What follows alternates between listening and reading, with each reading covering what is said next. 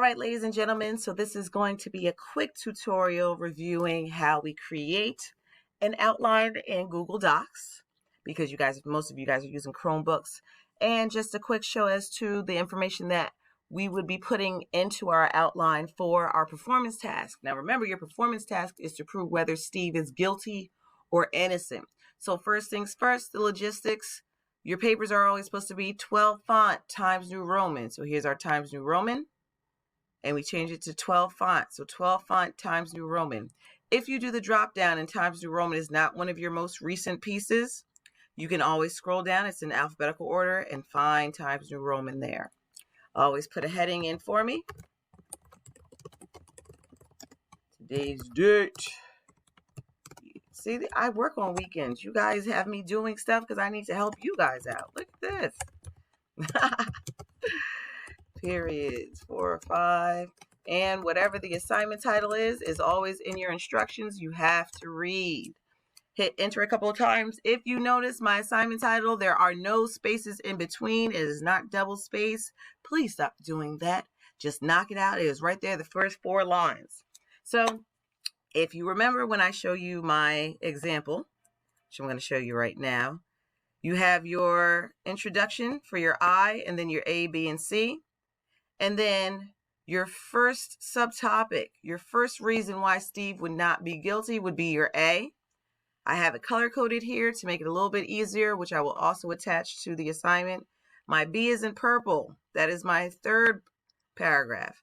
And my C here is in black is my 4th paragraph. So my A, B, and C is my 2, 3, and 4. And then my conclusion is where I'll restate my claim using different wording. Is going to be the same exact thing, A, B, and C, here for your conclusion. So what we're more worried about today is the information that is going to go into our A, B, and C and our 2, 3, and 4 Roman numerals. So I'm just going to show you how to type it, how to press tab and those buttons, and the information that would go in there.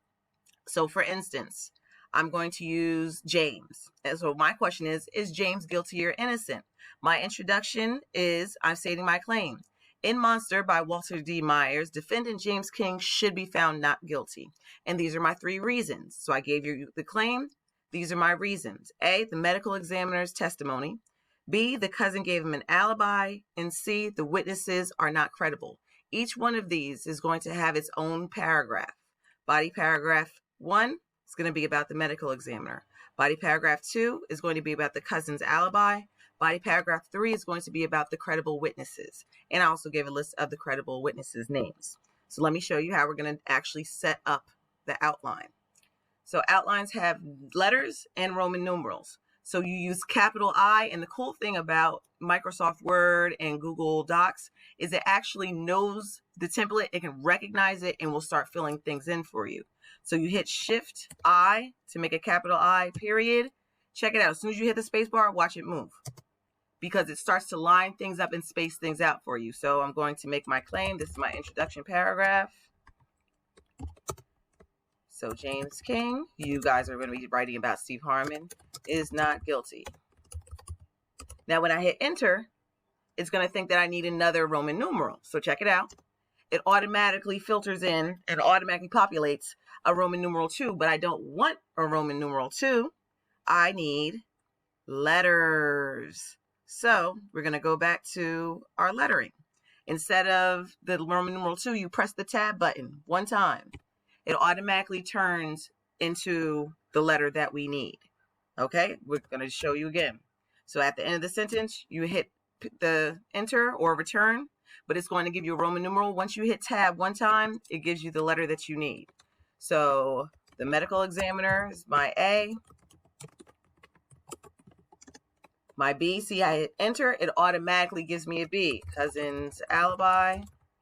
This is where we're going to have notes, so you don't have to use full sentences here. And then C, credible witnesses. So I only have 3 reasons because I'm only doing 5 paragraphs. But if I hit enter again here, it's going to give me a D. But I don't want a D, I need a Roman numeral 2, because now I'm going to do my body paragraph 2. So now I'm going to talk about the medical examiner. So if I hit enter there, it gives me the D, but if I hit shift and tab, it will move it over for me and give me that number 2 that I need, which is I together. Let me show you again. Hit enter, it gives us the D. Hit the shift key and the tab button, it moves it over and it gives you a number 2. That's where I'm going to talk about my medical examiner. And if I hit enter, it will give me another Roman numeral, but I don't want that. Remember, I'm going to go back to the picture. I want A, B, and C again. So now we're going to show you. Hit tab, it moves it over just like it did for the medical examiner. Left-handed, yada, yada, yada, versus right-handed. I'm looking for different points that would work, so I would give that A, B, and C, but I only need 3 things. Maybe even 2 is enough, but I need another Roman numeral, so I hit shift tab, and it brings it back. Cousin's alibi. This is where I would put in the information about the cousin's alibi. There's that Roman numeral again, but I'm not ready for Roman numerals, so I hit tab, move it over. There's the information about the cousin. Give you a bunch of information about the cousin, but there's that D again that I don't need. Shift tab, credible witnesses, because this is my 4th paragraph. Credible witnesses. Information up. We don't need that yet. Tab over, give me those letters. Bloop, bloop, bloop, bloop. Salvador, we've got Zinzi. And we've got a few more other characters as we go. So then the last one, I don't need a D, I need a Roman numeral. What do we hit again? Shift tab. That's where our conclusion information will go. That's our conclusion paragraph. That's where we restate the information from our introduction, but in different words. So that's where we start kind of doing our paraphrasing that we've discussed. You would do a recap of everything that you discussed in your essay. So I would do a recap about my medical examiner, retouch on the cousin's alibi, the witnesses not being credible, but I would not use the same exact words that I have already used in the introduction, and you don't want to introduce new information in your conclusion. So everything would still be the same information here. So once again, you can rewatch this and see me go through the steps again so you can set up your outline properly.